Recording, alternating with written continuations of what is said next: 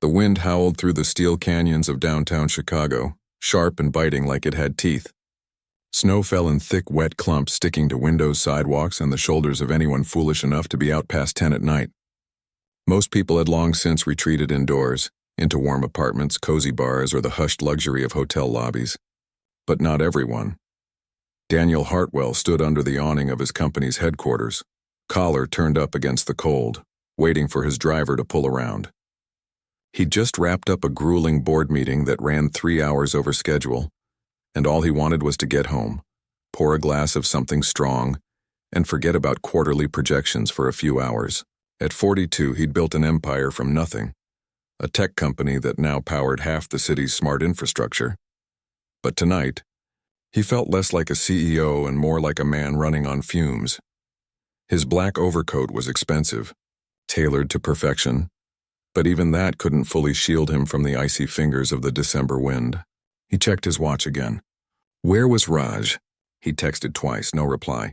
Sighing, Daniel stepped off the curb, scanning the empty street for headlights. That's when he saw her. At first, he thought it was a pile of rags caught in the grate near the building's service entrance, a tangle of fabric and shadow. But then it moved. Just slightly, a small, shivering shape curled into itself beside a steaming vent that leaked warmth from the building's basement. Daniel froze. He took a few cautious steps closer, snow crunching under his polished shoes. The figure didn't flinch. It was a child. A little girl, maybe 5 or 6, wearing a coat that looked like it had been through a war. Faded pink, missing half its buttons, far too thin for this kind of weather.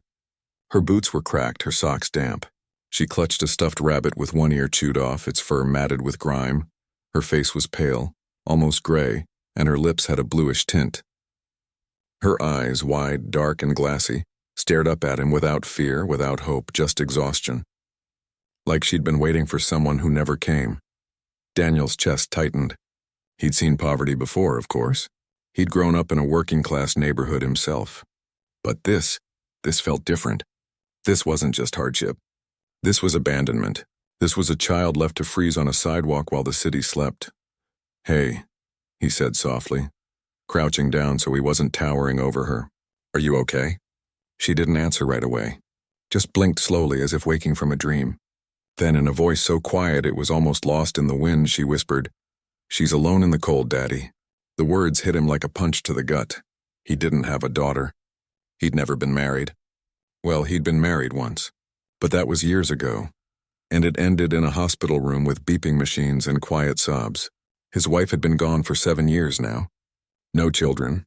No family left, really. Just boardrooms, spreadsheets, and an empty penthouse that echoed when he walked through it. So why had this stranger called him Daddy, and why did those words feel so familiar? He remembered then. Not clearly, but like a half-forgotten dream. His wife, in her last days, weak and fading, had held his hand and whispered something similar. Don't let her be alone in the cold. He'd thought she was delirious, talking about the weather or maybe some childhood memory of her own. He'd brushed it off, focused on her pain, her breathing, the awful finality of it all. He never asked what she meant. Now kneeling in the snow, staring into the eyes of a freezing child who called him Daddy, that memory came rushing back with terrifying clarity. "Who are you?" he asked gently, though he already knew he wouldn't get a real answer. The girl just hugged the rabbit tighter. "Lily," she murmured. "Lily," he repeated. "Okay, Lily, you can't stay out here." "It's too cold." She nodded slowly as if she understood but didn't have the energy to move. Without thinking, Daniel shrugged off his heavy wool coat, worth more than most people's monthly rent, and wrapped it around her small frame. She disappeared inside it, swallowed by fabric, only her face peeking out. He zipped it up as best he could, tucking the edges around her like a cocoon. "I'm going to take you somewhere warm," he said. "Is that okay?" She didn't say yes, didn't say no, but she didn't pull away when he carefully lifted her into his arms. She was lighter than he expected, too light, like holding a bird with broken wings. He carried her back toward the building's main entrance, his mind racing. "Call 911, social services." His assistant? He didn't want to dump her on some overworked night shift worker. Not after what she'd just said. Not after that look in her eyes. Inside the lobby, the warmth hit them like a wall. The marble floors gleamed under soft lighting, and the air smelled faintly of lemon polish and espresso from the cafe that closed hours ago. The security guard, a man named Carl who'd worked there for 15 years, looked up from his desk, startled. "Mr. Hartwell, everything all right?" Daniel shifted Lily in his arms. This little girl was outside, alone, in the snow. Carl's expression darkened. "Good Lord, is she hurt?" "I don't think so, just cold. Really cold. I'll call an ambulance." "No," Daniel said quickly. "Not yet. Let's get her warmed up first. Can you bring some blankets? And hot chocolate, non-caffeinated. And call Dr. Lynn. Tell her I need her to come to the executive suite. Now." Carl nodded, already reaching for the phone. He'd learned long ago not to question Daniel's decisions, especially when his voice carried that quiet intensity. Daniel took the private elevator to the top floor, where his office doubled as a kind of sanctuary. Plush couches, a fireplace, floor-to-ceiling windows overlooking the city. He laid Lily down on the sofa, tucking the coat around her, then turned up the thermostat.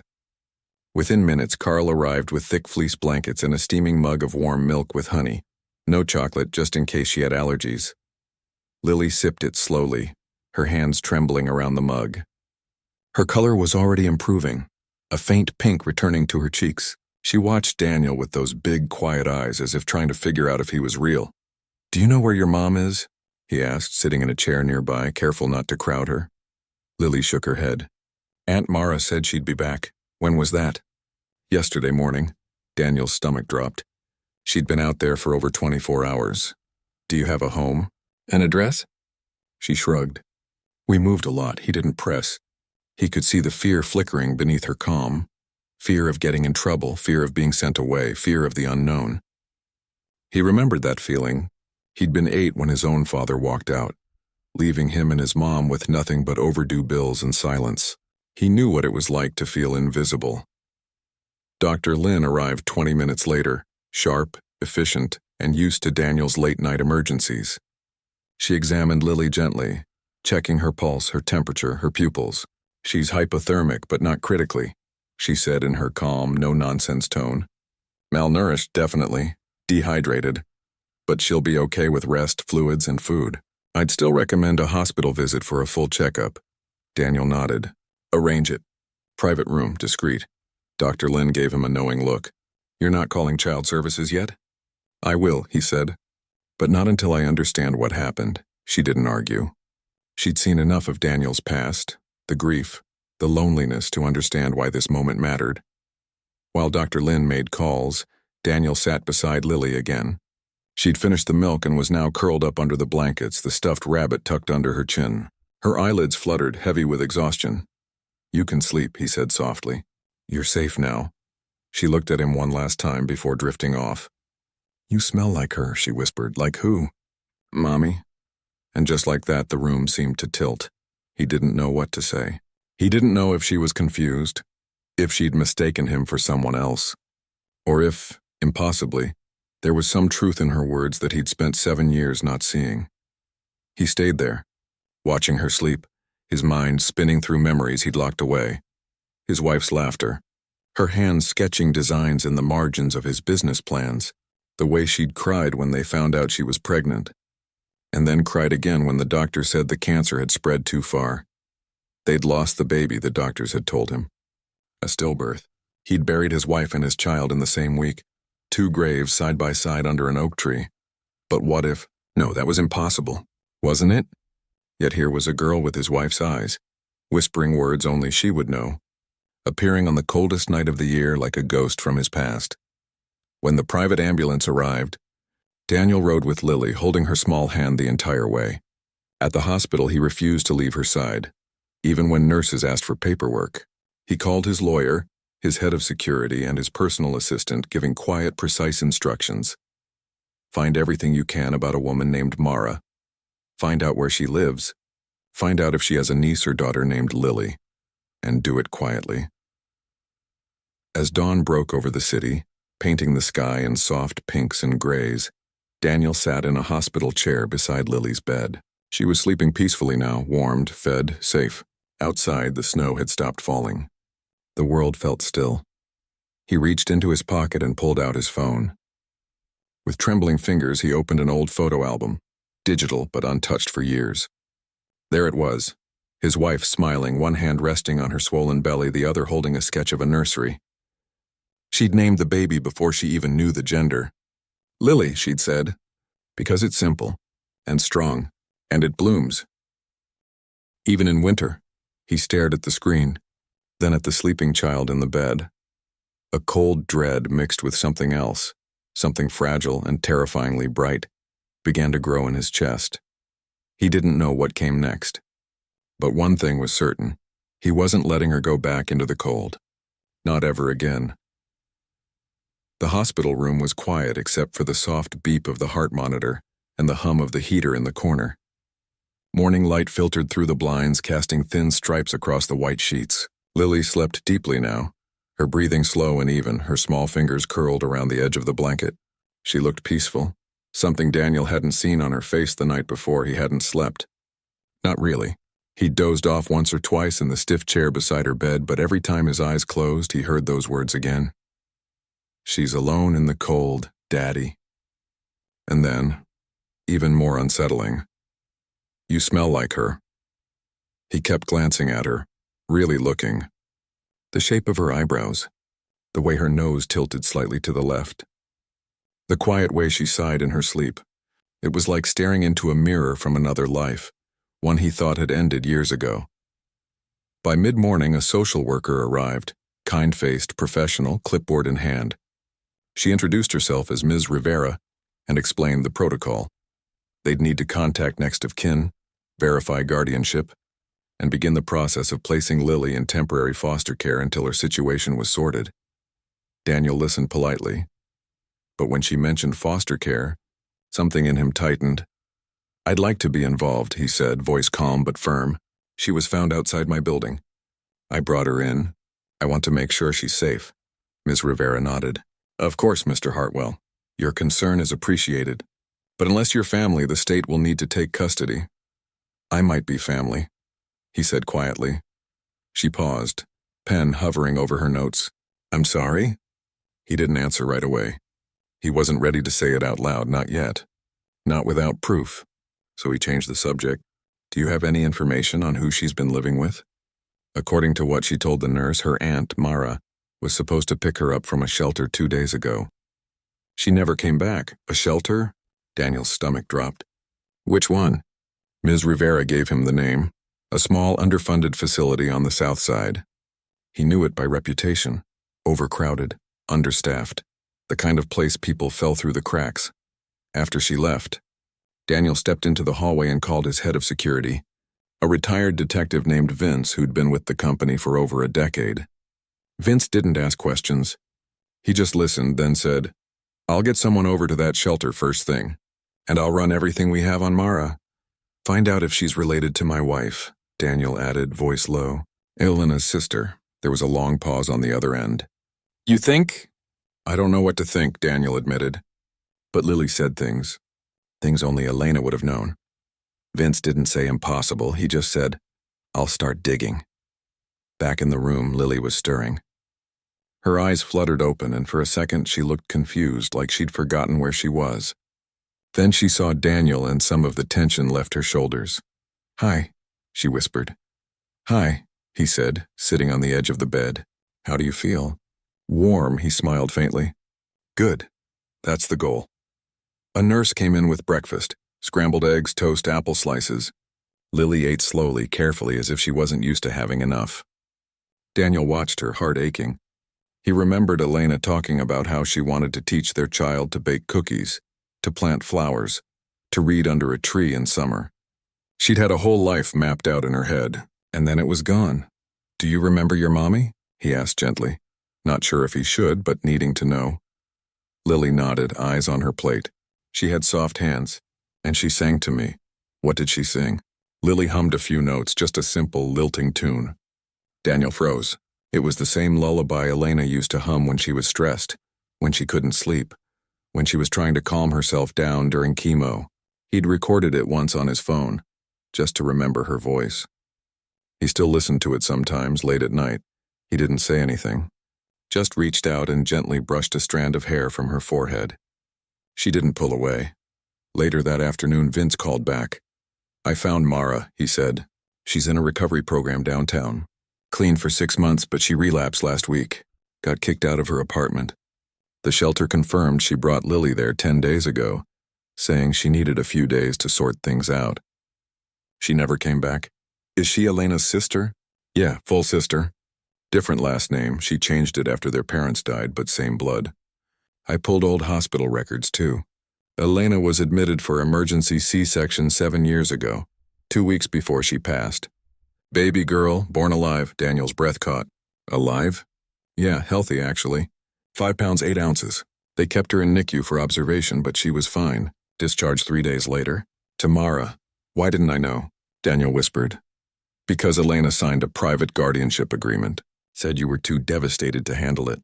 She didn't want you raising a child in grief. She thought Mara could give her a normal life, away from all this." Vince paused. "She left a letter for you, but it was sealed. Hospital policy. Only to be opened if the child was ever in danger or if you asked." Daniel sat down hard on the windowsill. His hands were shaking. "Where's the letter?" "I'll get it. Give me an hour." While he waited, Daniel walked the hospital halls trying to process it. All this time, he'd believed his child had died with Elena. He'd mourned 2 lives. He'd built walls around his heart because he thought there was nothing left to protect. And the whole time, his daughter had been out there, growing up, learning to walk, to talk, to love without him. And Mara. He remembered her vaguely, quiet, distant. She'd come to the funeral but left early. He'd assumed she was just grieving. He never knew she'd been raising his child. When Vince arrived, he handed over a sealed envelope yellowed with age. Daniel's name was written on the front in Elena's handwriting, the looping, elegant script he knew so well. He opened it in a quiet stairwell, away from nurses and cameras and prying eyes. "My love. And if you're reading this, then something has gone wrong. And I'm so sorry. I never wanted you to find out this way. Our daughter is alive. Her name is Lily. I held her for 3 hours before they took her to the nursery. She has your eyes and my stubborn chin. She gripped my finger like she never wanted to let go. I couldn't bear the thought of you raising her in the shadow of my death. I know you. You'd pour everything into her, but you'd be haunted. You'd see me in every smile, every cry, and I didn't want her life to be about loss. I wanted it to be about joy. Mara promised to raise her as her own, to give her a quiet life far from headlines and boardrooms. She swore she'd tell Lily the truth when she was older, when she could understand. But if you're reading this, then Mara failed. And I failed. And I'm begging you, please don't blame her. She was trying. We all were, then just love her, however you can, however she'll let you. She's alone in the cold, Daddy. Don't let her stay that way. Elena. Daniel read it 3 times. Then he folded it carefully and pressed it to his chest, tears streaming down his face. Silent, heavy tears he hadn't shed in years. He went back to Lily's room. She was awake, drawing on a pad the nurse had given her. When he walked in, she held up the picture, a tall building, a man with dark hair, and a little girl holding a rabbit. Above them, she'd written in wobbly letters, "My Daddy." He sat beside her and took her hand. "Lily," he said, voice rough, "do you know who I am?" She studied his face. "You're the man from the snow. I am. And I think I might be your real daddy." She didn't gasp, didn't cry, just tilted her head like she was weighing the truth of it. "Did my mommy know you?" "Yes, very well. She loved me. And she loved you more than anything." Lily was quiet for a long time. Then she asked, "Is she in heaven?" "Yes." "Does she watch me?" "Every day." Lily nodded as if that settled it. Then she leaned her head against his arm. "Okay." That simple word, okay, felt like a gift. Later, the hospital pediatrician confirmed Lily was physically stable but needed ongoing care for mild anemia and signs of chronic stress. Social Services was pushing for foster placement, but Daniel's legal team had already filed an emergency petition for temporary guardianship, citing biological relation and immediate risk of harm if returned to Mara's care. Mara, when contacted, didn't fight it. She showed up at the hospital that evening, eyes red, hands trembling. She looked older than her years, worn down by life, by guilt, by addiction. "I tried," she whispered when Daniel met her in the hallway. "I really did." After Elena died, I thought I could do it. But then I lost my job, and I started using again. And I just kept thinking, she'd be better off without me. So I left her at the shelter, thinking someone would adopt her into a good home. I didn't mean for her to end up alone. Daniel wanted to be angry. Part of him was. But looking at her, broken, ashamed human, he saw not a villain but another person crushed by grief and poor choices. "Where is she now?" Mara asked, voice cracking. "Is she okay?" "She's safe," he said. "She's sleeping. Can I see her?" He hesitated, then nodded. "But not as her mother. Not anymore. You gave that up when you walked away." Mara nodded, tears falling. "I know." He led her to the doorway. Lily was awake, coloring again. When she saw Mara, her face didn't light up. "There we..." Snow running into her arms. Just a quiet, sad recognition. "Aunt Mara," she said softly. Mara choked back a sob. "Hi, baby. I was cold, I know. I'm so sorry." Lily didn't say, "It's okay." She just looked at Daniel, then back at her drawing. After a minute, Mara turned and walked away, shoulders hunched, disappearing down the hall without another word. Daniel went back inside. Lily looked up at him. "Is she going to come back?" "I don't think so." "Good," Lily said simply. Then she held out her drawing. "This is us. In our house," he took it, heart swelling. "We'll find a house. A real one. With a yard. And a swing." She smiled. Small but real. That night after Lily fell asleep, Daniel sat by her bed again, Elena's letter in his hand. He finally understood what she'd meant all those years ago. She hadn't been talking about the weather. She'd been begging him from beyond the grave to find their daughter. And now he had. The road ahead wouldn't be easy. There would be court hearings, therapy sessions, sleepless nights, and moments of doubt. But for the first time in 7 years, Daniel didn't feel alone. He had a second chance. And he wasn't going to waste it. The days that followed were a blur of lawyers, doctors, and quiet conversations in hushed hospital rooms. Daniel had always moved through the world with precision. Every meeting scheduled. Every decision calculated, but now, for the first time, he was operating on instinct, on feeling, on something deeper than spreadsheets and strategy.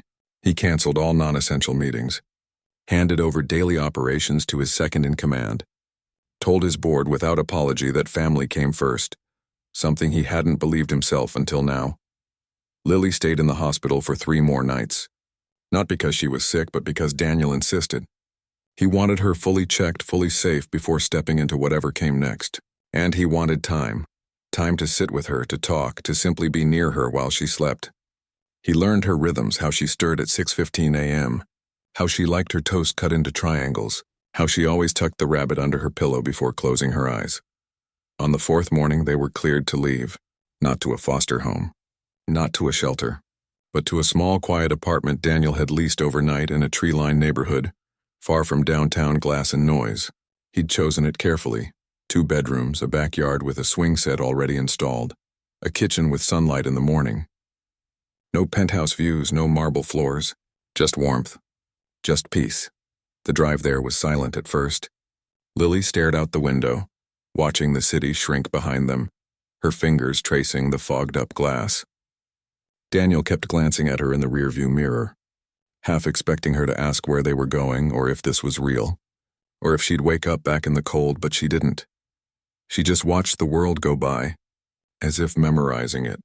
When they pulled up, she stepped out slowly, boots crunching on the frost-dusted walkway. She looked up at the house, modest, painted pale yellow with flower boxes under the windows, and tilted her head. "This is ours?" she asked. "For now," Daniel said. "If you like it." She walked to the front door, then turned back. "It has a roof," he smiled. "It does, and walls, and heat, and hot chocolate. And a bed with real blankets." She nodded, as if those were the only things that mattered. Then she took his hand, just for a second, and let him lead her inside. The first week was fragile. Lily moved through the house like a guest, careful not to touch too much, careful not to make noise. She ate what was given to her, but never asked for seconds. She slept with the light on. She startled at loud sounds, the clang of a pot, the buzz of the doorbell, the rumble of a passing truck. Daniel didn't push. He just showed up.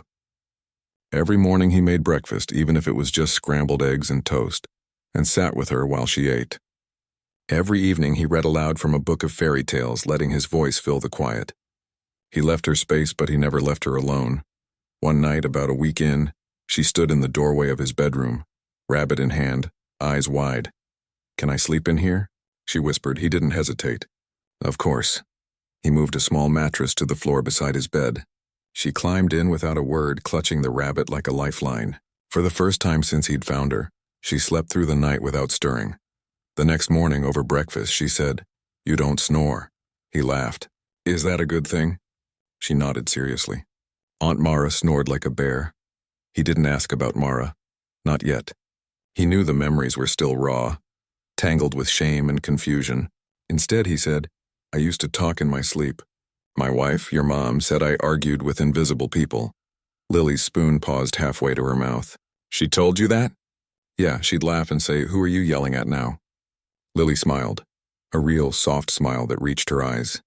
"I wish I knew her." "I do too," Daniel said quietly. "But I can tell you about her, if you want," she nodded. "Tell me something small," so he did. He told her how Elena hated folding laundry, how she'd leave socks in the dryer for days, how she could fix a leaky faucet but couldn't boil an egg without burning it, how she danced in the kitchen when she thought no one was watching. Lily listened, eyes bright, as if collecting these pieces like treasures. Meanwhile, the legal process moved slowly, as these things do. Daniel's lawyers filed for full custody, citing biological paternity, Mara's abandonment, and Lily's clear attachment to him. Mara, through her court-appointed advocate, didn't contest it. She'd entered a long-term rehab program and signed over all parental rights in a single, tear-stained document. But biology wasn't enough for the system. They wanted proof of stability, proof of commitment. So Daniel met with social workers, submitted to home visits, attended parenting classes. Even though he'd built companies from scratch, he now sat in a circle of strangers learning how to validate a child's feelings and set healthy boundaries. He didn't mind. Every form he filled out, every interview he endured, felt like another brick in the foundation he was building for Lily. The turning point came on a rainy Saturday afternoon. They'd been at the park earlier, walking through puddles, watching ducks glide across the pond. Lily had laughed when a squirrel darted up a tree, her first real laugh since he'd known her. Back at the house, she'd gone to her room to draw, and Daniel was washing dishes when he heard a soft knock. She stood in the kitchen doorway, holding a folded piece of paper. "I made this for you," she said. He dried his hands and took it. It was a drawing of 3 people, a woman with long hair and a big smile, a man who looked like him, and a little girl holding both their hands. Above them, in careful letters, she'd written, "My family, even in heaven." Daniel's throat tightened. He crouched down so they were eye to eye. "This is beautiful, Lily. Do you think she sees it?" she asked. "I know she does." Lily bit her lip. "I had a dream last night." She was singing the lullaby. And she said, "Tell Daddy I'm proud." Daniel pulled her into a hug, gentle but firm. She didn't stiffen. She leaned in. "I'll tell him," he whispered into her hair. "I promise." That night, after she was asleep, he went to his study and opened the locked drawer where he kept Elena's things. He took out her wedding ring, her favorite scarf, a notebook filled with her sketches. He placed them in a small wooden box and carried it to Lily's room. The next morning, he sat on the edge of her bed. "I thought you might like to have these." She opened the box slowly, eyes wide. She touched the scarf, then the ring, then the notebook. When she opened it, she saw drawings of baby clothes, nursery ideas, a little girl with pigtails riding a bike. "She was planning for me," Lily said, voice trembling. "She was," Daniel said. "Every day." Lily looked up at him, tears in her eyes. Why didn't she stay? It was the question he'd dreaded, the one he'd asked himself 1,000 times. "I don't know," he said honestly, "but I think she stayed as long as she could. And when she couldn't, she made sure you'd be loved. She chose Mara, and when that didn't work out, she sent you to me. Did she know you'd find me? I think she hoped I would." Lily wiped her eyes with the back of her hand. Then she reached into the box and pulled out the scarf.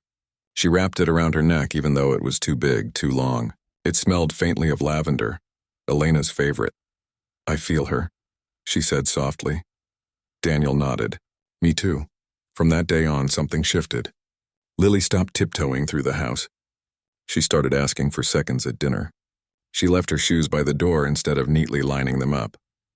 She began calling him Daddy, without hesitation.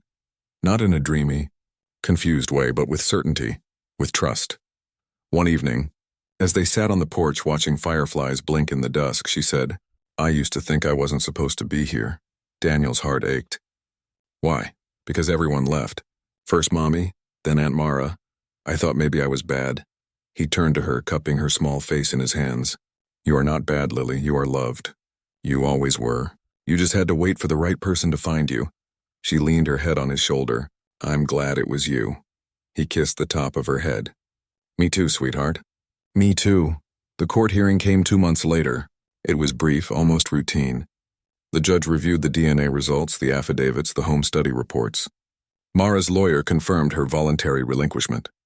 Daniel's attorney presented evidence of stable housing, consistent care, and emotional bonding. Then the judge asked Lily gently, "Do you want to stay with Mr. Hartwell?" Lily, sitting tall in her new dress, looked at Daniel, then back at the judge. "He's my dad." "Ty," she said clearly, "and I'm his daughter." The judge smiled. Then it settled. Outside the courthouse, the sun was shining. Reporters had gathered, word had leaked, and now the story was trending. Billionaire CEO reunites with long-lost daughter found in snow. Cameras flashed. Microphones thrust forward, but Daniel shielded Lily with his body, guiding her to the car without a word to the press. Later, he issued a short statement. "This is a private family matter. We ask for your respect and space as we heal together." He didn't want her story turned into a spectacle. He didn't want her trauma monetized or dramatized. She wasn't a headline. She was his child. That night back at the house, Lily asked, "Are we famous now?" "No," he said. "We're just us." She seemed relieved. "Good. I don't like people staring." "Neither do I." They ate pizza on the living room floor, watching cartoons, something Daniel never thought he'd do, but now found deeply comforting. Afterward, as he tucked her in, she said, "Daddy?" "Yes?" "Will you stay until I fall asleep?" "Always." He sat in the chair by her bed, watching her drift off, the scarf still draped over her pillow. Outside, the world kept spinning, markets rising and falling, news cycles churning, strangers debating lives they didn't understand. But in this quiet room, none of that mattered. Here, there was only warmth, only safety, only love finally given and finally received. And for the first time in a very long time, Daniel Hartwell felt like he was exactly where he was meant to be. Life settled into a rhythm after the court hearing. Slow, steady, and full of small moments that felt enormous. Daniel stopped counting days and started noticing them instead. The way Lily hummed while brushing her teeth. How she always left one sock on the floor no matter how many times he asked her to pick it up. The sound of her running down the hall when she had a dream she wanted to tell him about before it faded. He'd moved out of the downtown penthouse for good. The new house wasn't fancy. Just a 2-story with creaky floors, a kitchen that smelled like cinnamon on weekends, and a backyard where dandelions grew wild in the spring. It wasn't perfect, but it was theirs, and that was enough. Still, healing wasn't a straight line. Some nights Lily woke up screaming, tangled in sheets, convinced someone was coming to take her away. Daniel would rush in, turn on the soft lamp, and sit on the edge of her bed until her breathing slowed. He never said, "It's just a dream." Instead, he'd say, "You're safe. I'm right here. No one's taking you anywhere." Other times she'd go quiet for hours, drawing the same picture over and over, a small figure standing alone in snow. He didn't push her to talk. He just sat nearby, reading or folding laundry, letting her know he was there when she was ready. They started seeing a therapist together, a kind woman named Dr. Ellis who specialized in childhood trauma. At first, Lily barely spoke during sessions. She'd sit on the couch, knees pulled to her chest, rabbit in hand, eyes on the floor. But Daniel went every week, even when it felt pointless, because he knew showing up mattered more than words. One afternoon, after a particularly quiet session, Dr. Ellis said gently, "She's testing you, seeing if you'll stay even when she doesn't perform, even when she's not smiling or saying the right things." Daniel nodded. "I'm not going anywhere." "I know," Dr. Ellis said, "but she needs to believe it too." So he kept showing up. At school meetings, at bedtime, in the middle of nightmares. He learned to read her silence, not as rejection, but as trust. She didn't have to pretend with him. She could just be. School was another challenge. Lily had missed months of classes and was behind in reading. The teachers were patient, but she hated feeling different. One day she came home with her backpack slung low, eyes red. "I don't want to go back," she mumbled. "Why not?" "Everyone knows my story," they whisper. They look at me like I'm broken. Daniel's heart ached. He sat beside her on the porch steps. "You're not broken, Lily, you're brave. And if they can't see that, that's their problem, not yours." She kicked a pebble. "But I don't know the answers like the other kids." "Then we'll learn together," he said. "Every night after dinner we'll read. I'll help with math. And if you don't know something, that's okay. Not knowing is how we grow." She looked at him skeptical. "You'll really help?" "Every night. Pinky promise." She hooked her pinky with his, a small smile tugging at her lips. That night they sat at the kitchen table with flashcards and a stack of library books.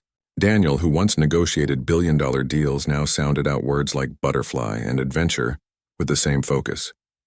Lily giggled when he mispronounced squirrel, and for the first time school didn't feel like a battlefield.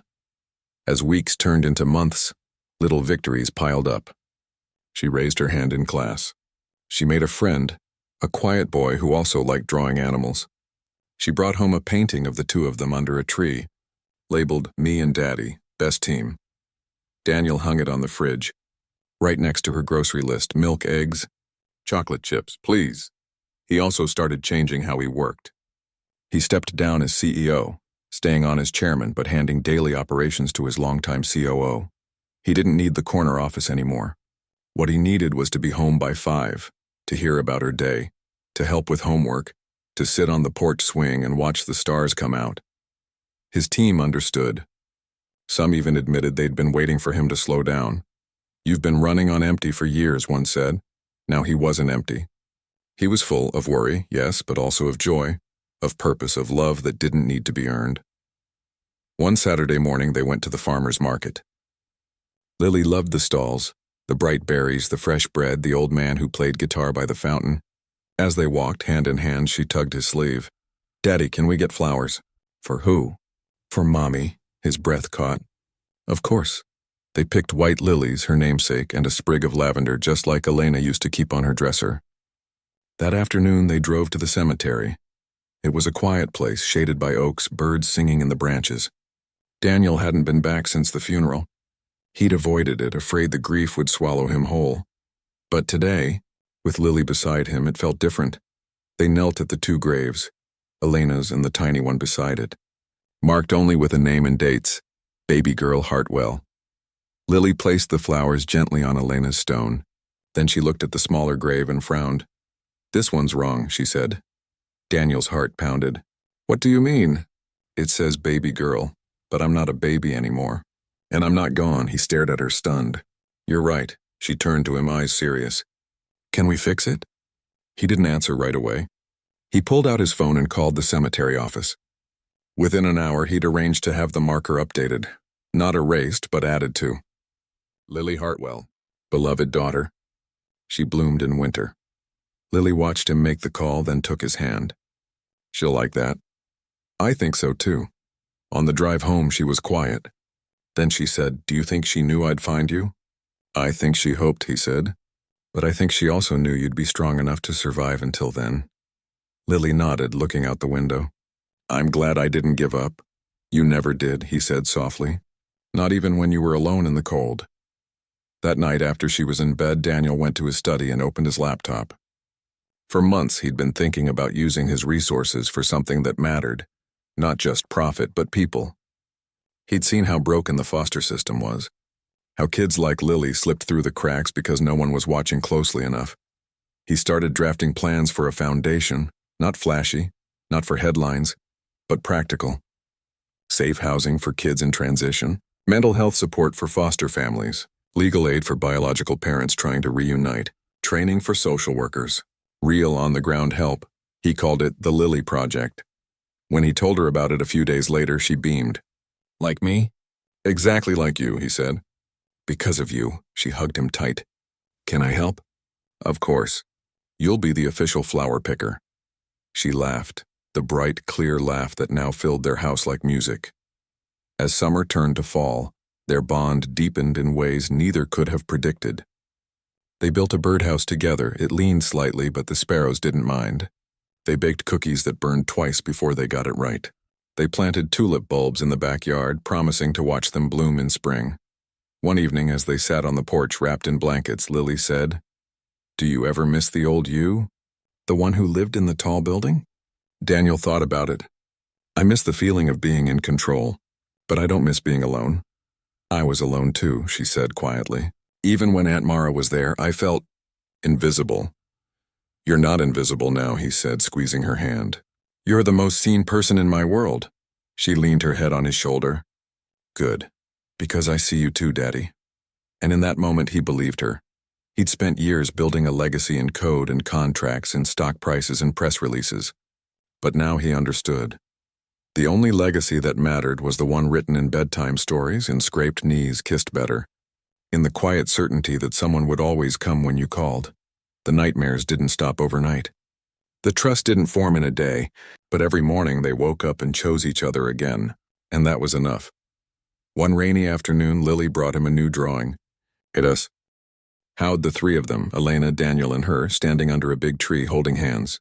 At the bottom she'd written, "We're together now, even the parts that are gone." Daniel framed it and hung it in his bedroom, right where he'd see it first thing every morning. Because healing wasn't about forgetting the cold. It was about building a fire that lasted. The morning air was crisp and golden, the kind that smells like apples and dry leaves. It was late October, almost a full year since that night in the snow, and the world felt softer now, quieter, kinder, like it had learned to breathe again. Daniel stood on the back porch, coffee in hand, watching Lily chase a swirl of fallen leaves across the yard. She was wearing boots too big for her hair in two messy braids, laughing as she tried to catch the wind.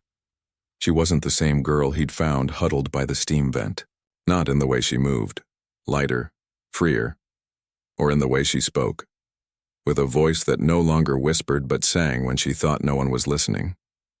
The shadows in her eyes had faded, replaced by something steady, something sure. She still carried her rabbit everywhere, but now it sat on her bed like a guard, not a shield. Inside the house, the kitchen smelled of pancakes and maple syrup. Daniel had learned to make them just the way she liked, slightly crispy on the edges with a dollop of whipped cream on Sundays. He'd never cooked much before Lily. Now he measured his days in meals shared, in grocery lists scribbled on the fridge and the sound of her humming while setting the table. They were going to the cemetery today. Not out of grief, but out of love. Not to mourn, but to remember. Lily came running back inside, cheeks pink from the cold, holding a small paper bag. "I made something for Mommy," she said, breathless. He smiled. "Let me guess, more flowers?" She shook her head, eyes bright. "Better." She opened the bag and pulled out a handmade card. The front was covered in glitter and pressed maple leaves. Inside, in careful handwriting, she'd written, "Mommy, I'm warm now, and I have a daddy who sings off-key. I think you'd like him. Love, Lily." Daniel's throat tightened. He knelt down and hugged her. "She'd love you," he said softly. "More than anything." They drove to the cemetery in comfortable silence, the radio playing a soft folk song Lily had picked. The oak trees lining the road were ablaze with color, reds, oranges, golds, and for the first time the place didn't feel heavy. It felt peaceful. When they arrived, they walked hand in hand to the graves. The new marker was in place now, smooth stone, simple lettering. Lily Hartwell, beloved daughter. She bloomed in winter. Beside it, Elena's stone gleamed in the autumn sun. Lily knelt and placed her card gently on the ground between them.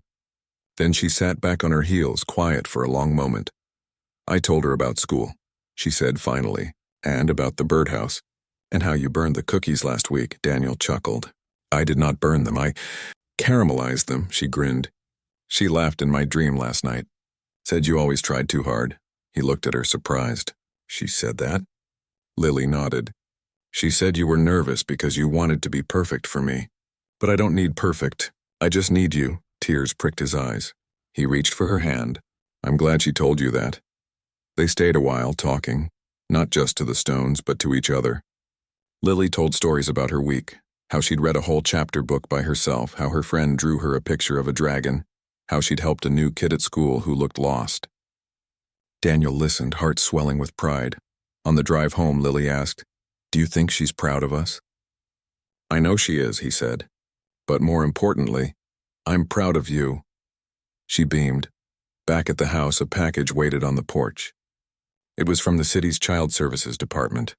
Approval paperwork for the Lily Project. After months of meetings, site visits, and careful planning, the first transitional home was ready to open. It would house up to 6 children waiting for placement, with on-site counselors, tutors, and a kitchen that always smelled like something warm. Daniel had funded it quietly, without press releases or photo ops. This wasn't about his name. It was about making sure no child had to wait in the cold like Lily did. That evening, he showed Lily the keys. "You're really doing it?" she asked, turning the metal over in her palm. "I am, and I'd like you to help me choose the paint colors," she gasped. "For real?" "For real." She threw her arms around him. "Can we make one room all purple? Only if the kitchen is yellow. Deal." Over the next few weeks, they spent weekends at the new house, painting walls, hanging curtains, picking out beds with soft quilts. Lily insisted every room have a window seat for dreaming and a shelf for stuffed animals.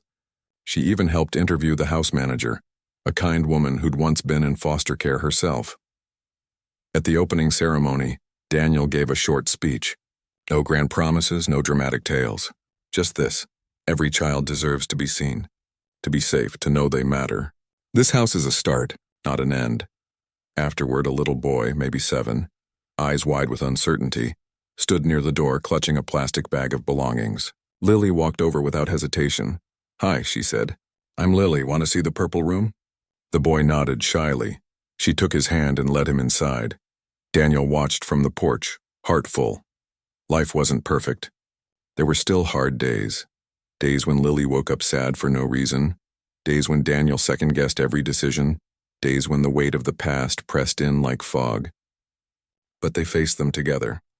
They'd learned that healing wasn't about erasing pain, but about making space for joy beside it. One night, as they sat on the porch swing under a sky full of stars, Lily asked, "Do you ever wonder what would have happened if you hadn't come out that night?" Daniel thought for a long time. "I used to, but now I think, maybe you were always meant to find me. Maybe the cold was just the path." She leaned her head on his shoulder. "I'm glad it was you." "Me too." She was quiet for a while, watching the fireflies blink in the dark.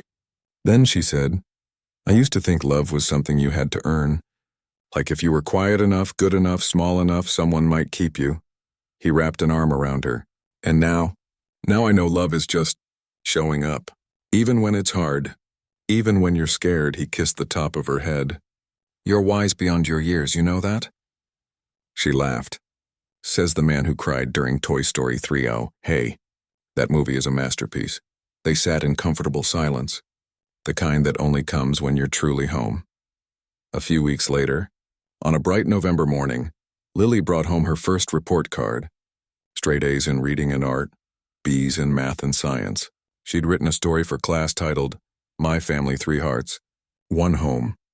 Her teacher had pinned it to the bulletin board. That night, Daniel made her favorite dinner, spaghetti with extra garlic bread, and they celebrated with ice cream sundaes. As she ate, she said, "Daddy?" "Yeah, do you think we'll always live here?" He smiled. "As long as you want to. Or until you go to college and leave me with nothing but your old shoes and a very confused rabbit." She giggled. "I'll visit every weekend. I'll hold you to that." Later, after she was in bed, Daniel went to his study and opened a drawer. Inside was a small wooden box, Elena's box. He added Lily's report card to it, along with her latest drawing, a photo of them at the park, and the dried remains of the first lily they'd placed on the grave. He closed the lid gently. Outside, the wind rustled the trees, carrying the last of the autumn leaves down the street. Winter was coming again, but this time there would be no child alone in the cold because now there was a home, a father, a daughter who bloomed even in the hardest season, and that was enough, more than enough. Years from now, people might remember the story, the CEO, the snow, the miracle reunion. But Daniel knew the truth. There was no miracle. Just a choice. One person choosing to stop to kneel to care, and then choosing, every single day after, to stay. That was the real story.